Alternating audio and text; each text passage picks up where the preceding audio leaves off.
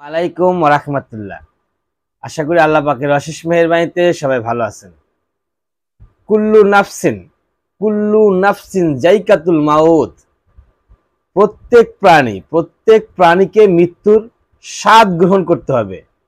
সূরা আলে ইমরান আয়াত নাম্বার 185। এটা দ্বারা আল্লাহ পাক কি বুঝাইছেন? প্রত্যেক প্রাণীকে মৃত্যুর স্বাদ গ্রহণ করতে হবে। এখানে দুইটা মেসেজ আছে। একটা হচ্ছে যে যত প্রাণী আছে পৃথিবীতে সকল প্রাণী মারা যাবে, নির্দিষ্ট একটি সময় পরে কোনো প্রাণী আর বেঁচে থাকবেন না। মানুষ হয়তো বর্তমানে এখন দেখা যায় 40, 50, 60, 70, 80 এর ভিতরেই মানুষ পৃথিবী থেকে চলে যায়। যেতে হবে সবাইকে, প্রত্যেক প্রাণীকেই পৃথিবী থেকে চলে যেতে হবে। যার জীবন আছে, আয়ু আছে, প্রাণ আছে, তার প্রাণটা চলে যাবে। আরেকটা মেসেজ হচ্ছে মৃত্যুটা যে কত ভয়ঙ্কর, কত কষ্টের, সেই স্বাদ আপনাকে গ্রহণ করতে হবে। আমরা যেরকম খাবার খাই, খাবারের বিভিন্ন স্বাদ আছে। কোনো খাবার টক হয়, কোনো খাবার তিতো হয়, কোনোটা মিষ্টি হয়, কোনোটা ঝাল হয়। বিভিন্ন রকমের টেস্ট থাকে তরকারির ভিতরে, খাবারের ভিতরে। একইভাবে মৃত্যুর যন্ত্রণাও বিভিন্ন রকমের হবে। কোনো মৃত্যু মানুষ টেরই পাবে না, জানতেই পারবে না যে সে মারা গেল। আবার কোনো মৃত্যু এতটাই যন্ত্রণাদায়ক, এতটাই ভয়ঙ্কর হবে, মানুষের শরীর থেকে, জীবন্ত মানুষের শরীর থেকে চামড়া উঠে নিলে যেই পরিমাণ কষ্ট হয়, তার চেয়েও বেশি পরিমাণ কষ্ট হবে মৃত্যুর যন্ত্রণা। যখন আজরাইল আলাইহিস সালাম আসবেন, যখন জান কবজ করবেন, সেই কষ্টটা, যন্ত্রণাটা এর চেয়েও বেশি হবে। তো যদি আমরা আমাদের রূহটাকে আরামের সাথে বিদায় দিতে চাই, তাহলে কি করতে হবে?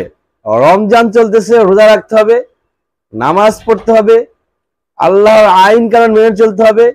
কিছু বিষয়ে যে ইসলাম ফরজ করেছেন সেটা আমরা জানি না।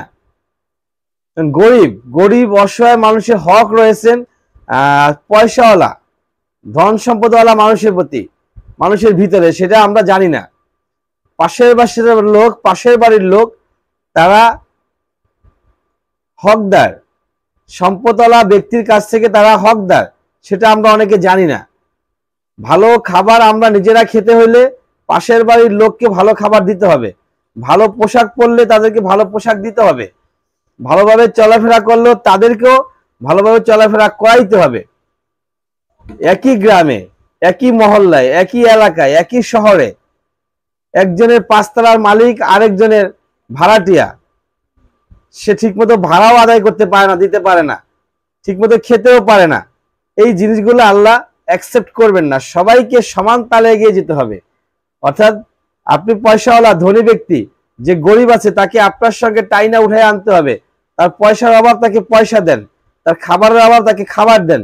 তার বাড়ির অভাব, তাকে বাড়ি দেন। যেই জিনিসটার অভাবে আছে সে, তাকে সেই জিনিসটা দিতে হবে।